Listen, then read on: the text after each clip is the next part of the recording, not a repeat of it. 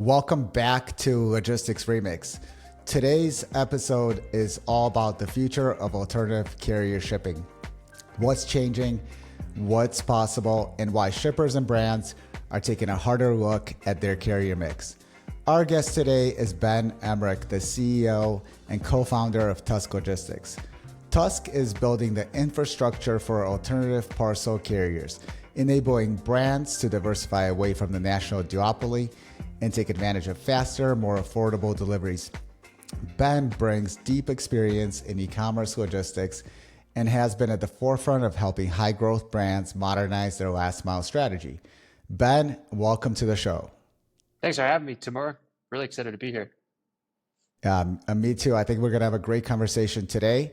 And excited to pick your brain on some really cool topics that we're going to dive into in 1 second.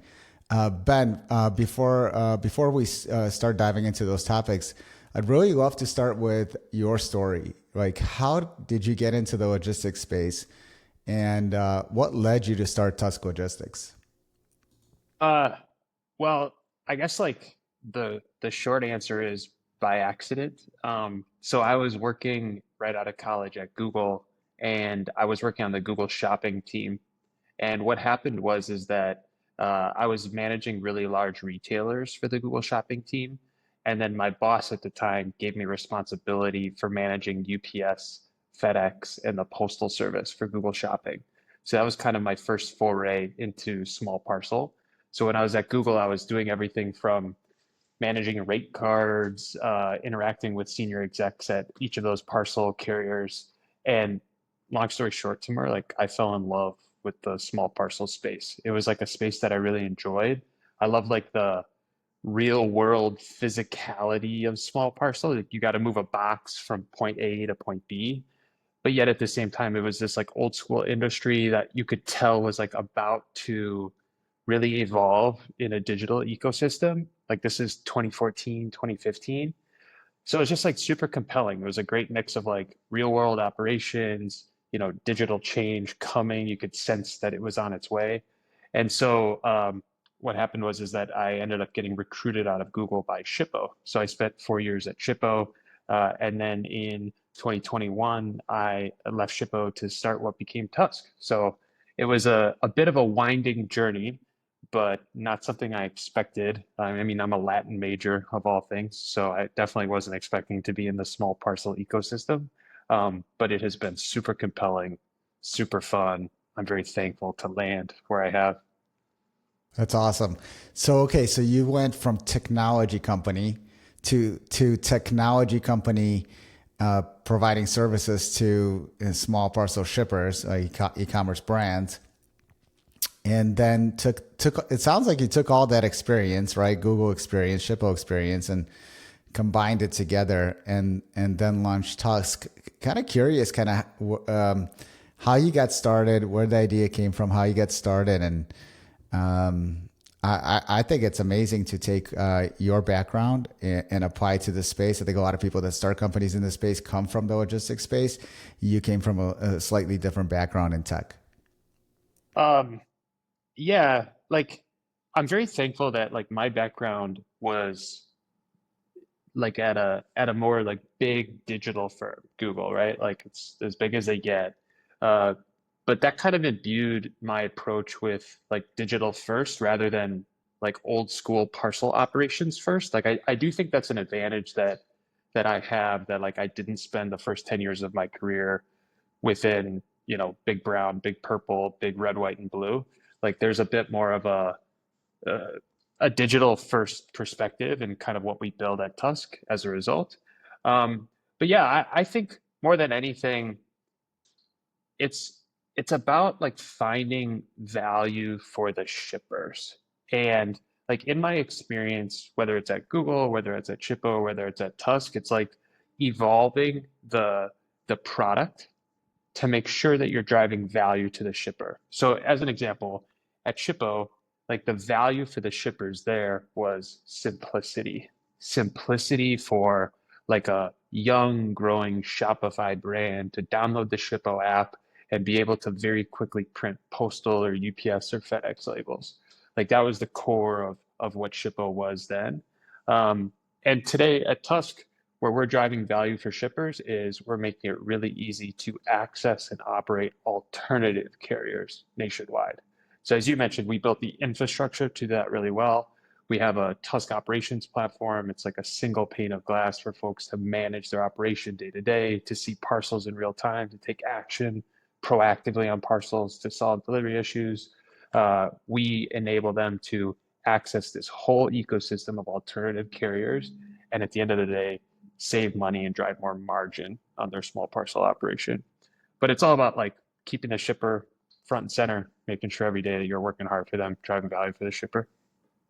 Yeah, that's huge. I think if you're not solving someone's problem, right, then Yeah, what are you doing? What are you doing? What are you doing at that point? You mentioned alternative carriers. That's the topic for today, and we're going to jump into. We're also going to dive into some of the things that Tusk is doing specifically with the infrastructure platform. But before we do, I just want to keep it simple. Some of the folks on this call have heard about alternative carriers. I think most people probably who are listening to this podcast right now have heard about alternative carriers. Some have not, and I think it'd be good to just maybe just define like what are alternative carriers today. Maybe how things have evolved in the alternative carrier world and the definition of alternative carriers. And, I'm thinking of things like, are there certain zones or weights or commodities that these alternative carriers strive in more than the national carriers? So would love for you to kind of unpack that and kind of give a bit of a definition and evolution of the alternative carrier space. Yeah, this is such a good question because it has changed a lot in the last year, 18 months. So if you would have asked me this question 3 years ago, my response to you would be like, what do you mean by alternative? Do you mean regional carrier? Because that's the traditional alternative. It's a regional carrier. So regional carriers are carriers that are as their name describes, they are regional. So they are live in a city, a state, or a group of states. The traditional, really strong regionals would be folks like UDS, LSO, GLS, CDL, Optima, Courier Express. These are people who, have many, many decades in business. They're often still family-run businesses. They often started in the 60s and 70s doing check delivery, stuff like healthcare delivery, very niche deliveries. And then they diversified into parcel in 2008, 9, 10 as e-commerce really grew. What has changed in the last, 18 months or so is the real emergence of emerging carriers. So emerging carriers are folks like Viho, UniUni, Jitsu, SpeedX. Some people, instead of emerging carriers, they call them metro carriers. So instead of being regional, just on the West Coast, just on the East Coast, just in Texas, these carriers are often live in Chicago, Dallas, Miami, Atlanta, New York, LA, Seattle, San Jose, Denver, Salt Lake. Their coverage looks like a Dalmatian spots, where the spots are large metro areas, suburbs, exurbs. So together, we at Tusk refer to this whole ecosystem as alternative carriers. That definition includes both the traditional regionals as well as these emerging metro carriers. Because if you're a shipper at the end of the day, you have to sit down at your computer and you're analyzing your UPS or your FedEx rates versus all these others. All these others are the alternative carriers writ large. And shippers have a really hard time kind of doing an apples to apples comparison between their FedEx or their UPS rates and these alternative carriers. So that's why we've built our infrastructure the way we have, to enable them to see that really clearly. And then once they make the decision to do the day-to-day operations really well. Yeah, what you mentioned about kind of the definition starting at being a regional carrier, I agree with you. I think a long time ago, that's everyone. The regional carriers were truly to their definition of regional, so you could cover, let's say, where I'm based in Texas, you cover just the state of Texas. Someone like an OSO where you're based, in Illinois, you cover just the state of Illinois, maybe surrounding states, someone like UDS. But eventually, as new entrants came in, as the industry continued to grow, they started popping up in new markets and servicing. And really, we're talking about dense markets, right? We're not talking about very super rural regions, but really covering the dense markets. Well, you had to think like, the nature of these networks are that like they thrive on operational density, right? So where are they going to build operational density? It's naturally in like a geographically centralized, often metro-based footprint, right? Like that's where they can drive the density.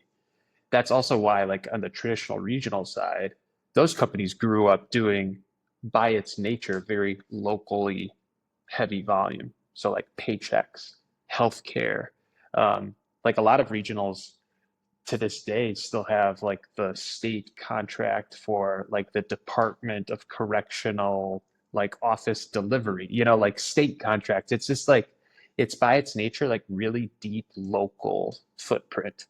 But that's very powerful because that means like their cost base, their density are really favorable for parcel. They can do work for cheaper at a really high quality.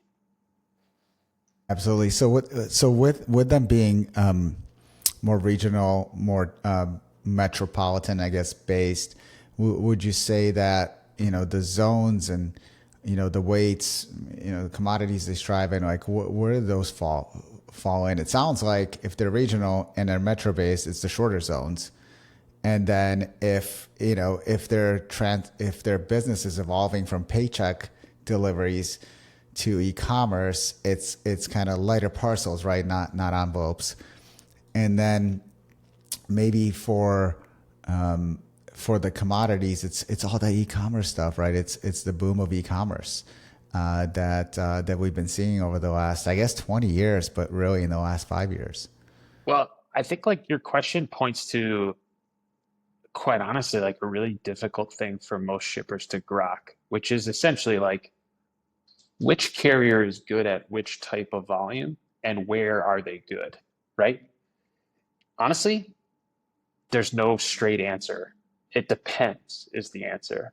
So here's an example, like an emerging carrier, Uni. They are incredible at lightweight work. So under a pound, they have ounce-based pricing. They're very, very good at ounce-based. Most regional carriers, traditional regionals, they actually don't offer ounce-based pricing. They focus on 1 pound or above. So like that's just one example of the nuance in this ecosystem. I would say if you're going to kind of generalize, in general, these carriers, whether they are an emerging metro carrier or a traditional regional, they are very, very good at lower zones. So in general, your savings is going to be better for a tighter stem time delivery, lower mileage between origin and destination. If you're a shipper with a ton of volume bound for within 250 miles of your origin point, your warehouse, you should be using a regional. And if you're using FedEx or UPS, you are overpaying significantly on those short deliveries. The other kind of generalization to use is the traditional regionals are and continue to be very strong when a parcel is heavier. In general, their savings is better on heavier parcels. You'll see significant savings at or around 3-4 pounds, and then the savings increase as you get heavier. That's why, by the way, like a lot of the regionals, when they started doing parcel, they started doing meal kit deliveries, which are super heavy, right? Like 20 pounds, 25 pounds. Like that was like their bread and butter for a long time, continues to be a very important part of their business. So, it depends is the answer. Tighter zone deliveries are often the best to go with the alternative carriers, and traditional regionals are better with heavier parcels. Emerging carriers are good across the board, but many of them are very good below a pound. Awesome. It sounds like there is a variety, but you've given us some good insights into kind of where they play, where they're good at. I'm sure there's a lot of other areas on the shorter zone. I actually we'll probably get into this in our conversation. One of the topics that we'll discuss when it comes to Tusk's infrastructure network, and we'll talk about the fact that to leverage a regional carrier, you can do it in the shortest zone. You can do it from your facility that where if your facility is located next to their sort center, and it's an easy pickup, it's a shorter, it's a and they can deliver, within a zone 2, zone 3, maybe zone 4, which are shorter zones. But how do you leverage them across the country? And that's where something like zone skipping comes in, and I think we'll probably touch a little bit on that as we discuss as we have this discussion. Hey, one thing I wanna jump to is back to Tusk's infrastructure. And what I wanted to do is just kind of have you kind of paint a picture and walk us through like how a parcel shipper, whether it's a fulfillment company or a brand or a retailer, actually plugs into the Tusk infrastructure, right? Your platform. So can you give us an example of what the tech looks like? Like, how does someone go live? How do they route their parcels? How do they move their parcels? Like, give us like the overview, just so the audience understands kind of how Tusk enables shippers to leverage the alternative carrier network. Yeah, I'm happy to describe this, Timur. So, above all else, it's really important that a shipper who adopts Tusk does not need any new software at their pack stations, right? Like, we as Tusk need to fit seamlessly into the existing operation in the facility. So what we've done is we've built connections to many of the top TMS and WMS platforms. So these are, the transportation management or the warehouse management platforms where shippers are doing things like rate shopping, they're comparing time in transit, they're comparing price, carriers, and they're making a decision about which carrier and which service level is going to ship which parcel. So what we've done is we've integrated to those platforms. Think of things like Deposco, Extensive, ProShip, Shipium, ShipStation, etc. And then we win, our carriers win on their merits when they are cheaper or when they are faster. So there's no changes for a shipper. At the pack station, their team continues to operate as they have. Tusk just wins when we're cheaper and faster. Those pack station associates then print a carrier label from a Tusk carrier. So like a GLS label or a Uni label or a Better Trucks label or a UDS label.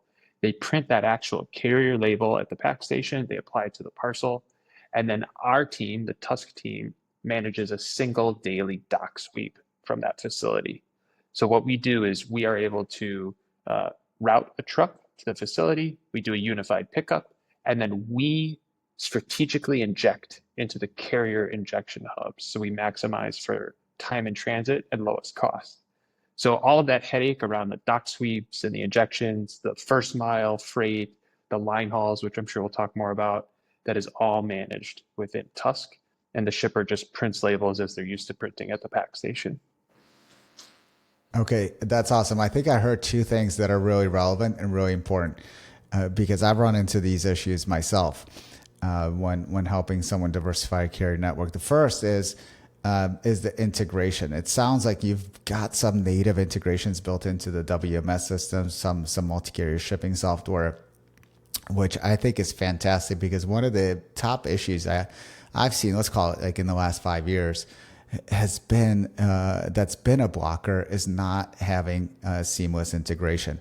It's a shipper and a carrier getting together and saying this is a great fit and let's move forward and let's sign this contract, only to find out that they have to stand up an Surprise. integration. Yeah, Surprise. and the IT department on the shipper side might say, well, we've got a backlog, right? We can't get to it until so and so, or we've got this system that doesn't actually let us do the integration because we've got to prioritize to this off-the-shelf system. And so I think that's really important because it has been, in my experience. Now, most of the time it's not. I think things have caught up these days, but wow, I got to tell you, it's still a blocker. Even this day and age, we're still seeing that systems are not talking to each other, and it takes a heavy lift to make that integration work.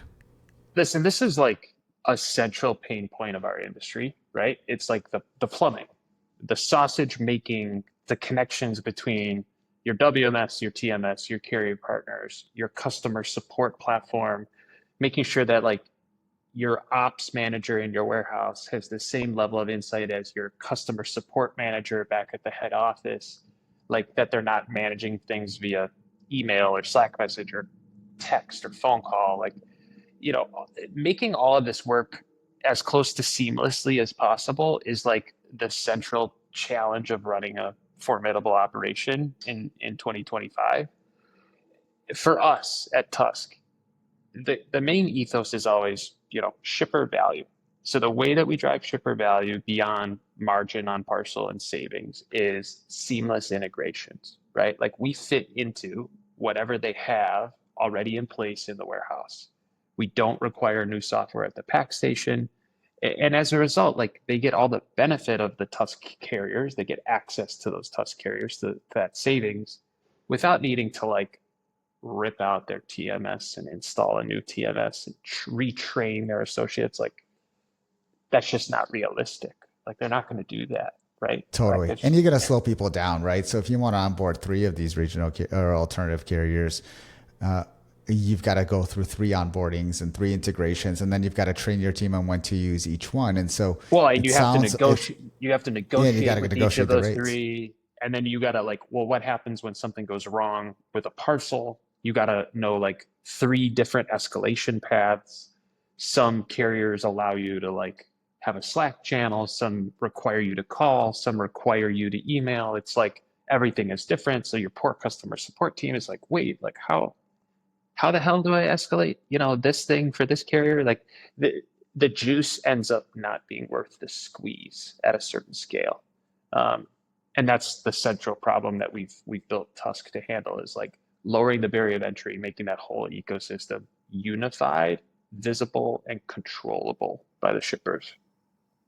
Yeah, and I kind of harken back to my days in freight when you've got in very similar and especially in the LTL world where you have LTL carriers throughout the country. Some are national, some are regional, and eventually like you had 3PLs that popped up, logistics brokers that integrated the various LTL carriers, made it a seamless process to use any of those LTL carriers through just one platform, one solution.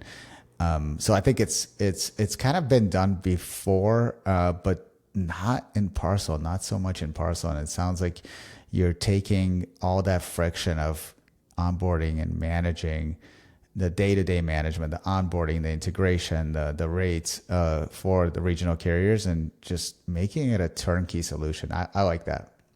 I well, I appreciate it, Timur. You've definitely put your finger on like our value.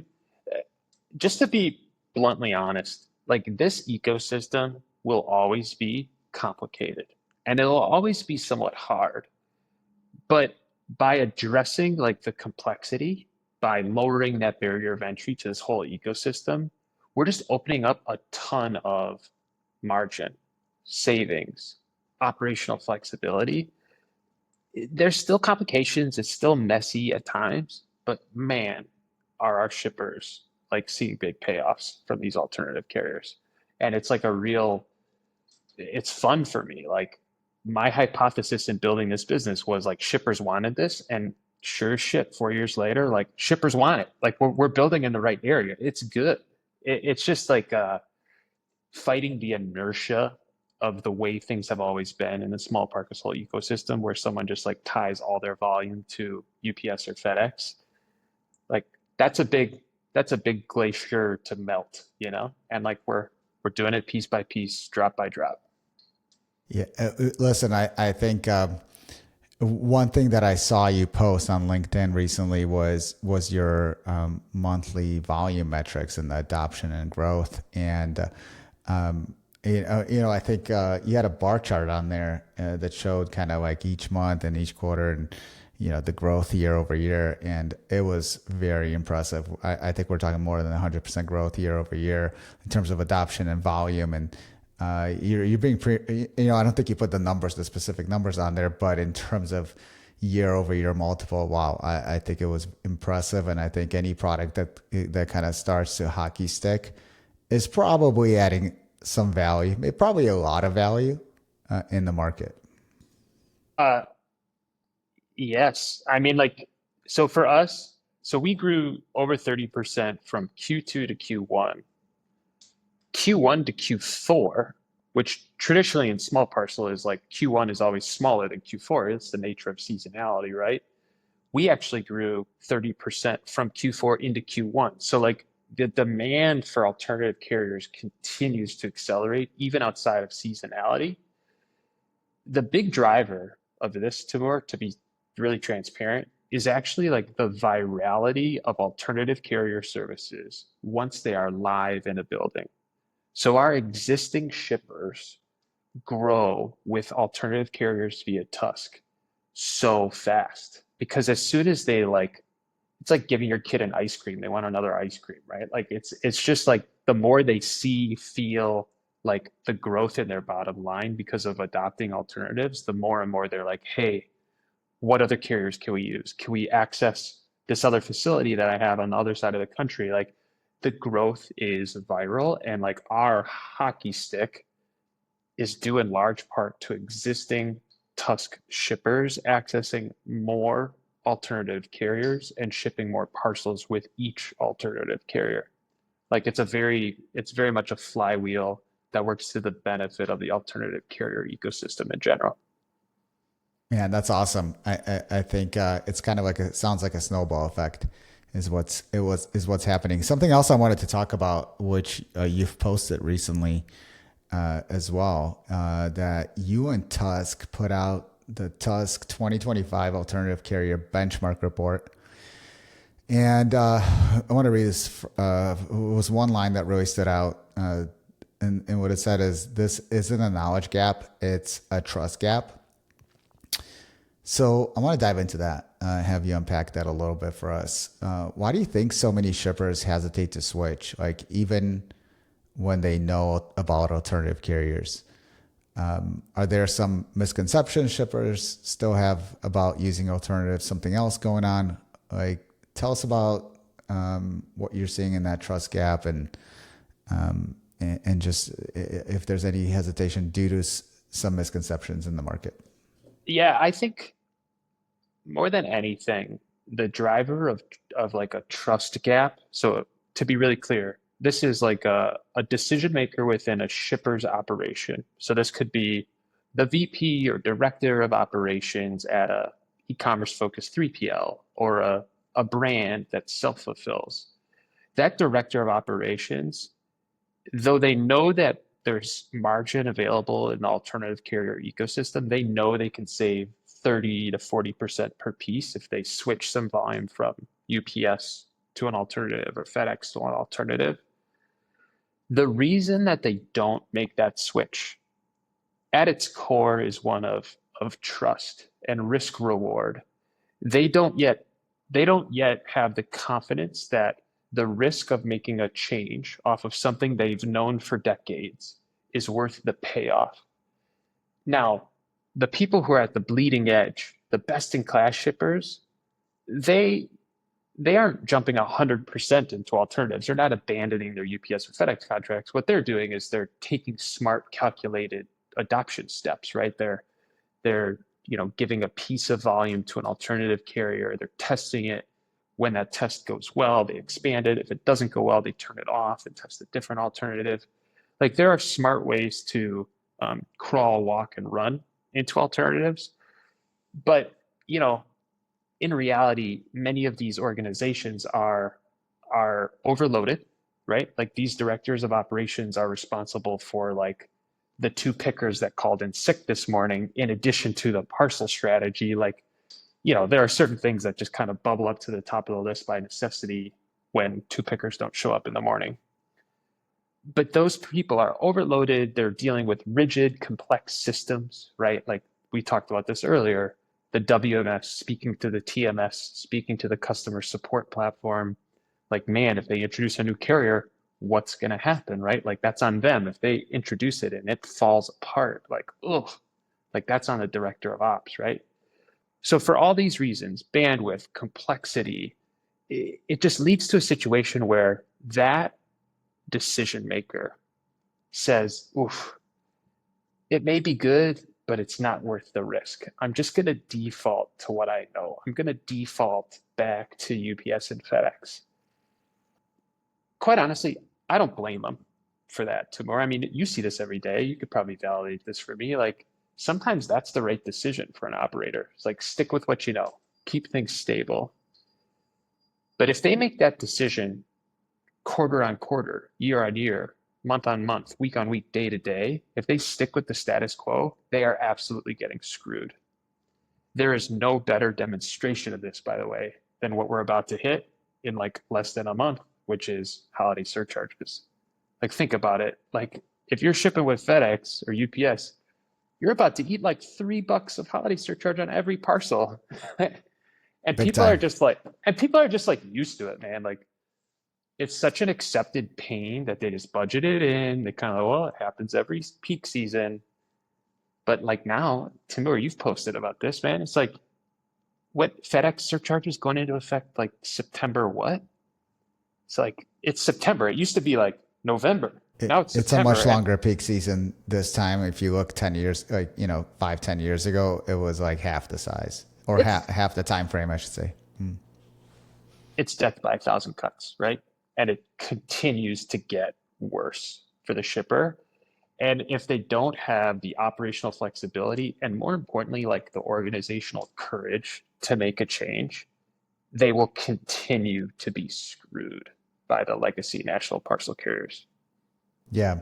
And what I want to also make clear here is we're not even discussing replacing completely these national carriers because they are core to the business, right? And they're an important part of everyone's network. We're talking about leveraging an alternative carrier network where it absolutely makes sense, right? Where it's like, why would I not use them there? 100%, man. Like Tusk, Tusk aims to be a strong alternative carrier within a building. Like we earn on average like 30 to 40% of a facility's volume via like the value that our carriers are driving. But that means that there's still a majority of the volume going with FedEx or UPS. We also do a lot with our shippers hand in glove to make sure that they are hitting the volume tiers that they need to make their numbers work with UPS or FedEx. So oftentimes what'll happen is in the beginning of a month or whatever period they use with their UPS or FedEx contract, we will not win, Tusk will not win a parcel unless our margin, our savings per parcel is beyond a certain threshold, $3, $4, $5. Now, once they hit their volume tier with UPS or FedEx, then it's an open market, right? Like Tusk can win a parcel when we're a penny cheaper. But like we're okay sitting back, letting our shipper hit the volume tier that they need because we know that like over time that builds trust with the shipper, that builds confidence with the shipper. And we also know that like over time, once they realize, why are we saying no to Tusk at a 250 savings on the first of the month? Like why not just save the 250, get rid of the top tier where I'm only saving a couple bit, like eventually they do the math over the long term, but in the beginning, they still need their safety vest on. They still need like their uh, safety blanket rather, like it's totally fine to work around tiers, work around FedEx and UPS restrictions, and fight for the volume on the edges when it really drives a lot of margin for the shipper. Yeah, it's a crawl, walk, run strategy, and you kind of have to see it to believe it. Once you see some savings, and the savings could be very significant. If you just mentioned 3, 4, maybe even $5 per package, I mean, if that to me sounds like a significant savings on every order. So if you're selling an item for, so say $35, and you could say $3, $3 to $4, that's 10%. That's Well, incredible. well, yeah, dude, and like think about if you're a 3PL, right? Like that's savings. That's not operational savings. That's margin. That's revenue, right? So if you're shipping a parcel for 30% less than you were before, well, you could keep 15 of that 30% as revenue, pass 15% on as savings to your brand, increasing their retention, increasing your satisfaction with the brand. Like it's a no-brainer. Not to mention, last mile shipping is often their biggest cost line, right? Like it's 20% of the basket is the shipping cost. So it's just like, it's just such like the behavior in our ecosystem, Timur, is so entrenched. People have been doing a great job for many decades in these roles, and they've been doing it by depending on big brown, big purple, or big red, white, and blue. And to like compel a courageous adoption of a new behavior, it will take time. And that's okay. We have to prove it on our merits. The alternative carriers have to prove it on our merits, on their merits. But it'll happen, man. Like capitalism is a powerful force, and like lower Yeah. costs and higher value always win over time. It will happen, but it's still happening slowly. Reading that same report, only 12% of shippers actually use alternative carriers today. So 12%, that's not a big number. But But sounds like three the years interest is ago, still there. to 3 years ago, that number was only 3%.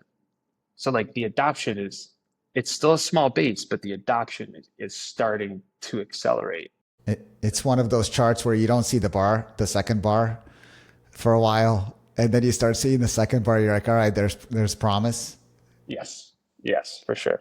Yeah. I mean, let's dive a little bit deeper. Like, what needs to happen for more of them to actually make the jump?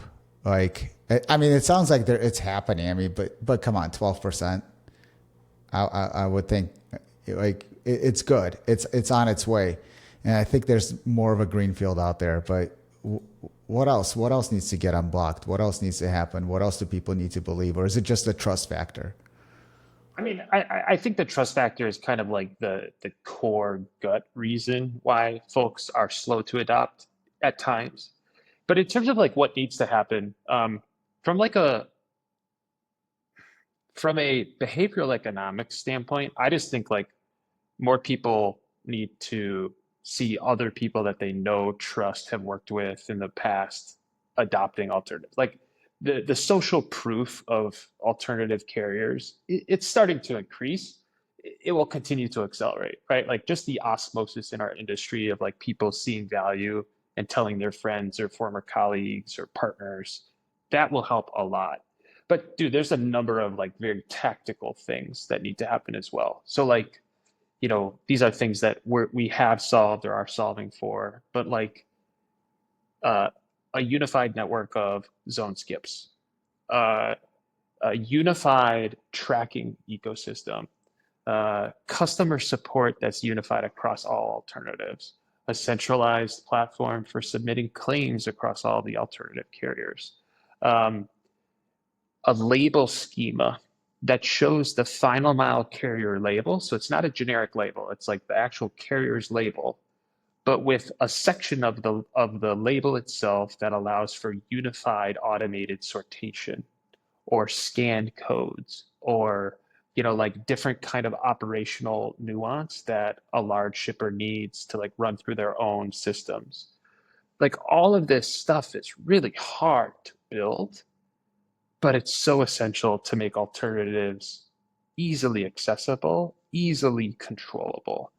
And like quite honestly, like, UPS has been around for 100 years. FedEx has been around since the early 70s. Like these companies have decades of experience, decades of time to build these systems. And these alternatives are by their nature more nascent. Like it'll take a little bit of time, but man, there's so much value in it if you can get it right. But there's a lot to still be built, but we are well on our way to building it. Yeah, I think when I read about early days of UPS, I mean, we're talking a decade or sorry, a century, and it's like bicycle deliveries, right? And then the Ford Model T, and when FedEx started, it did start decades ago, but at least cars were already around, Yeah, yeah. and airplanes were around, and but yeah, those companies have definitely have grown and evolved organically through acquisitions. It's taken years, and we're just at the beginning of this alternative carrier revolution. As I mentioned, 12% number. Yeah, I think that I think it's important to say that if you're going to adopt alternative carriers, it is it is by its nature going to be like something you have to watch closely, right? Like any new type of tool you use, you have to really find out the best way to integrate it into your team, into your operation, into your tech stack.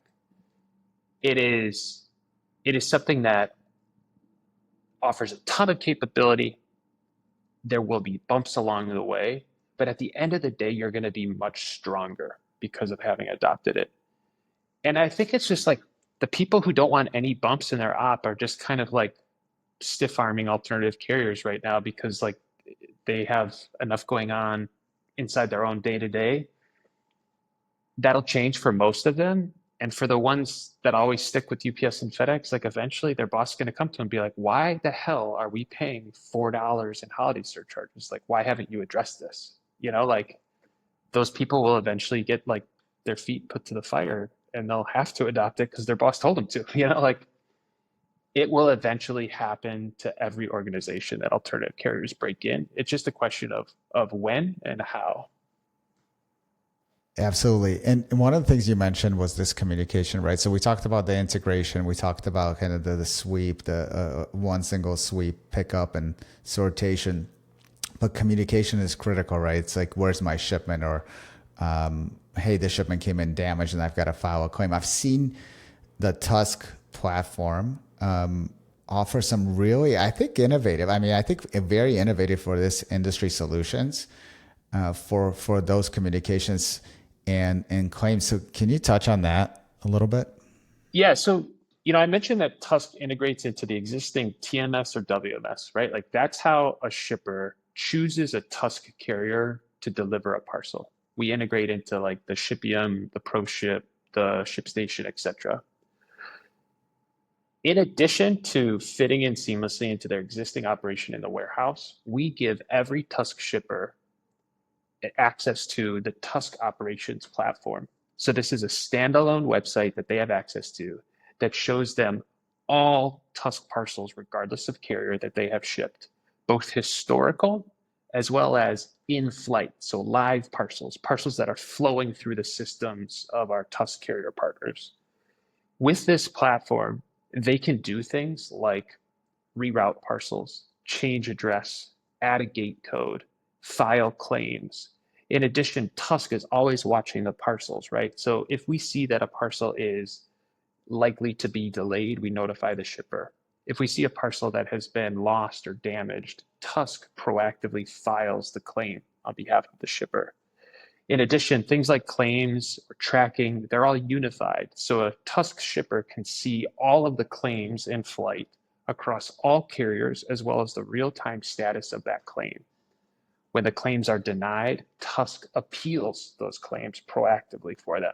So like think about Tusk as like an operational partner, not just a pipe for data, pipe to print labels. Like my operations team is always looking at parcels in real time, automatically, and when necessary, manually, to like call the hub manager in Minneapolis and be like, hey, Bill, two parcels arrived. They didn't get an outbound scan. Like they're in your building somewhere, or they didn't get a scan on the truck. Like find those two boxes now, right? Like we don't hesitate to get our hands dirty operationally because we know that shippers don't have the bandwidth to do that level of like in the weeds work, right? Like that's what we do. So yeah, the Tusk operations platform is like a core tool for the Tusk shippers, not just to see what has happened in the past, but to see what is happening today and to take proactive action to solve any delivery issues.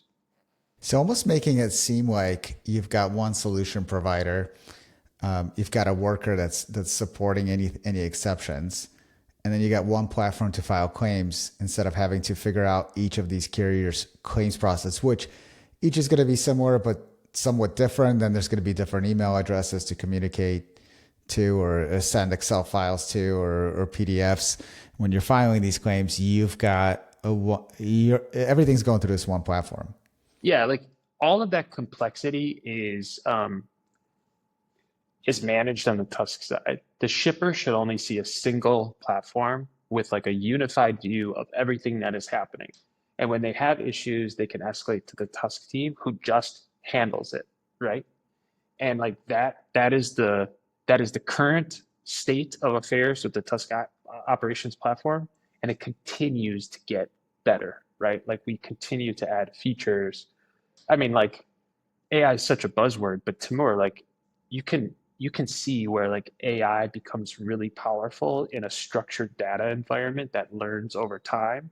Things like tracking dwell time per carrier hub, right? Like that's something we track. Like we know if a parcel sits in a certain carrier hub for more than X number of business hours after being injected at a certain timestamp, we know that it might have missed the line haul. So we need to flag that parcel and take manual action on that parcel. Like that's the kind of thing where like Tusk is this like constantly optimizing platform, a constantly moving engine that's working to optimize those parcels for the shipper, right? And the shipper doesn't need to worry about it. They have Tusk, right? That's why we exist as infrastructure for the shippers. Awesome. Um, don't want to force your hand to give us some information on what's coming up. I mean, you mentioned AI and potential use of AI. What's potentially coming up on the roadmap? I wasn't going to discuss it, but now I'm kind of curious if there's anything you could share on this call. Maybe some breaking news or not. It's up to you. But would love to hear No, no, no. anything that you guys are cooking up. Yeah. So um, the well, we're cooking up a lot of things. You know this, like you have a small team, like the bandwidth is limited, and so we're constantly prioritizing based on what our shippers are asking us to build. So here's what we're building. You should always expect Tusk to be expanding the reach of the Tusk carriers that are part of our network. So we have a number of carriers that are in integrations right now. We will have a strong number live before peak season. This is going to increase our population coverage from, call it the mid to high 70s in terms of percentage of the US population we cover today to like above 85%. So more carriers, more coverage, better costs. That's one side.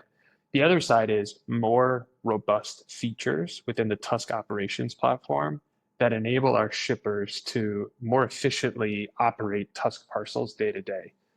I mentioned like AI features that might not even be fully visible to the shipper, but are happening in the background and they feel the benefit of things like more accurate and automatic tagging of problem parcels earlier in the flow, right? So the earlier we know a problem, the faster we can address it before the customer feels that problem.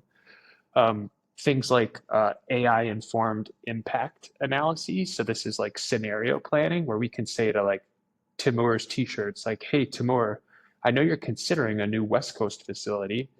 We've ran a couple of scenarios for you automatically. We think the best location is actually Reno, not LA. The reason is you have faster time in transit, lower cost of delivery with GLS and UniUni and Jitsu on the West Coast, right? Like it's that kind of like constantly running AI informed kind of data analysis that we see as a core part of the ops platform going forward. That's awesome. Well, thanks for sharing that. I think some exciting things coming up. One of the things that thank you for being so transparent about it. The other thing you're pretty transparent about is have been your recent posts on LinkedIn, and these are about the carrier performance, right? So we're talking about on-time service, on-time delivery. So if a carrier promises one-day service, are they delivering on time? And if, if out of 100 shipments, the carrier was supposed to deliver next day, or 1 day transit, they delivered 98, that would be a 98% service. So you've been recently publishing some of these numbers from your platform. Actually saw one of the carriers on the platform had 100% on-time service for 6 weeks in a row. That's that's impressive. Okay. Falcon, And baby. Falcon yeah, delivery. This is actually Falcon is a great example. So, like, if you polled random shippers across the United States, which we did, by the way, for our alternative carrier benchmark report, you know, 9 out of 10 of them would have no idea who Falcon delivery is, right? Well, they're a strong Mid-Atlantic regional with an injection point at Beltsville, Maryland. When you put volume into Beltsville, you get on-time delivery literally 100% of the time for the last 6 weeks. And that includes, remember, like the July 4th holiday, right? So like when people expect service to go down during a major holiday, Falcon is running 100% OTD, on-time delivery. Like I just get so annoyed by people who are like, oh, alternative carriers, they're just going to throw your box over the fence and like the service is bad. It's like, maybe like 20 years ago, but like open your eyes, like look at the actual numbers, right? Like this is why I started publishing it, is mostly to just like tell the naysayers to put up or shut up. Like look at the actual data. Like we are being totally transparent and the service is out of this world good. Not to mention, for every one of these parcels, Timur, they're saving 30 to 40%. Like, come on. Yeah, I don't think you can get better than 100%, right? At least by my math. I mean, maybe you could steal the late UPS parcels and deliver them on time for free. That's the only way you could get extra credit. But yeah, no, it's like, I just think like there's so much, again, trust to be built. And the only way you can build trust is to be honest. The only way to be honest, at least in my ecosystem, is like show the numbers, show the data, like be very transparent. And so that's why we post those. And I think we numbers. got to expect people to hold you accountable when things aren't good, and when it's a lower, when it's a 90% on time service, so it's whatever the number is lower, then you're going to publish those numbers, right? So Well, yeah, you're like going to continue to stay transparent. You're not just publishing it when things are great and it's 100%. well, and I think like actually just in the recent past, you should look at July 4th. Like our on time went from call it 97, which is like where it sits at like about 97, to in July 4th, it was like 90, 95, just below 95. And like that level of a dip, first of all, we were very transparent about it. But even that, it's like it's not that far out of the band of normal performance, and it's very much in the expected band of performance on a holiday week. But yeah, like we'll see what happens during Q4. Like we ride our carriers really hard. We're always making sure that they do the best that they can. Um, but at the end of the day, we are the infrastructure. We're not the carrier. We just report the performance through to the shippers. Yeah, I like seeing those numbers. So please continue to publish. Please continue to post those numbers and provide that transparency in the market. I can commit to that, Timur. We will absolutely be doing that. Love it. I love that we get a commitment on this podcast. That's awesome. Hey, I only have you for a limited time today, and I just have thought I'd ask you this last one just for today. What action do you recommend someone can take in the next 30 days to see the impact an alternative carriers can have on their business? The most effective and tactical thing is to leverage my team for an impact analysis. So if you can give my team a PLD file, a parcel level data file, like 30 days of parcel data, we will provide back to you an impact analysis showing the margin that you can unlock with each regional carrier, each alternative carrier, each metro carrier, all of the alternatives in our ecosystem. We show it by origin, by carrier, by injection hub. We slice and dice it in a number of different ways. That's a very robust and tactical piece of data that operators can take back to their org and then decide, like, of the full menu of alternative carriers my organization could unlock, there's actually the most savings in these two alternative carriers out of this one facility, or these 5 carriers out of these 2 facilities. It allows them to really size the impact and then prioritize accordingly. So I would say, reach out to me, Ben at tusklogistics.com, send me a PLD file, and I can coordinate to get you an impact analysis. Usually it takes us less than a business day to get it back to you. That's pretty quick. That's awesome. All right. That sounds like a really good value prop, and you're not charging for that, are you? No, it's just part of the pitch, man. Got to show the value before we charge for the value. Yeah, I totally agree. Well, this has been an awesome conversation. I really appreciate you joining. Thanks again. You've shared a ton of great insights. And before we jump here, where can our audience learn more about Tusk Logistics or connect with you? Um, the easiest thing is tusklogistics.com has a number of that's where you could download the alternative carrier benchmark report. We have like a using alternative carriers guide that like shippers, especially those early in the journey, can use as a really helpful starting point just to learn about the steps they can take to unlock the value here. And then follow me on LinkedIn. So my last name is Emmrich, Emmrich. I post a lot. My company and my marketing team posts a lot of just like very tactical, helpful things that drive value to shippers. But yeah, LinkedIn or tusklogistics.com is the best place to go. And also, Timur, before we end, I also just want to say thank you to you because if people aren't following you on LinkedIn, and I can't imagine they would be watching this pod without following you, but just in case they are, like you are a fountain of knowledge and you are so generous with what you share to the community. And it's like, it's one of the reasons I really love building in this space is working alongside colleagues like you or Nate Skyver, like other people that are just like so generous and open and honest. So thank you for following that ethos. And I think it's just a really good ethos to set in our industry. And I appreciate it a lot. Yeah, well, thanks for saying that. I appreciate you, and I try to drop some value. Hopefully, some of the content is getting through and is very helpful. So that's why we do it. We It want to definitely share. is. I think sharing, being transparent, and bringing value. I think you got to bring value first, right?